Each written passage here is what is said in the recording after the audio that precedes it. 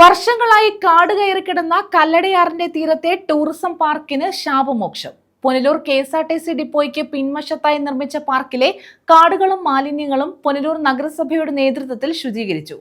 സാമൂഹ്യ വിരുദ്ധരുടെ താവളമായും പ്ലാസ്റ്റിക് മാലിന്യ നിക്ഷേപ കേന്ദ്രമായും മാറിയിരുന്ന പ്രദേശം വൃത്തിയാക്കിയതോടെ പാർക്ക് ജനങ്ങൾക്കായി തുറന്നു കൊടുക്കണമെന്ന ആവശ്യം വീണ്ടും ശക്തമായി.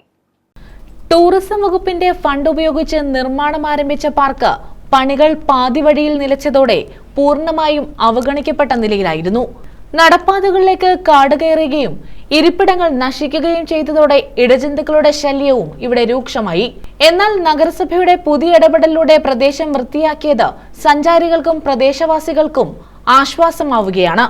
പുനലൂരിന്റെ അടയാളമായ തൂക്കുപാലത്തിന്റെ ദൂരക്കാഴ്ചയും കല്ലടയാറിന്റെ മനോഹാരിതയും ആസ്വദിക്കാനായി എത്തുന്ന സഞ്ചാരികൾക്ക് വിശ്രമിക്കാൻ ഇടമില്ലെന്ന പരാതിക്ക് പരിഹാരമായാണ് പാർക്ക് വിഭാവനം ചെയ്തത്. PS സുബാലമല്ലയുടെ നേതൃത്വത്തിൽ അവലോകന യോഗങ്ങൾ നടന്നിരുന്നെങ്കിലും നിർമ്മാണ പ്രവർത്തനങ്ങൾ ഇഴഞ്ഞു നീങ്ങുകയായിരുന്നു. നിലവിൽ നഗരസഭ ശുചീകരണ പ്രവർത്തനങ്ങൾ പൂർത്തിയാക്കിയതോടെ ബാക്കിയുള്ള അനുബന്ധ ജോലികൾ കൂടി വേഗത്തിലാക്കി പാർക്ക് ഔദ്യോഗികമായി തുറന്നു നൽകണമെന്ന ആവശ്യത്തിലാണ് നഗരവാസികൾ. അടിയന്തരമായി പാർക്കിന്റെ ലൈറ്റിംഗ് ഉൾപ്പെടെയുള്ള അറ്റകുറ്റപ്പണികൾ പൂർത്തിയാക്കി പാർക്ക് തുറന്നു നൽകുമെന്ന പ്രതീക്ഷയിലാണ് നാട്ടുകാർ.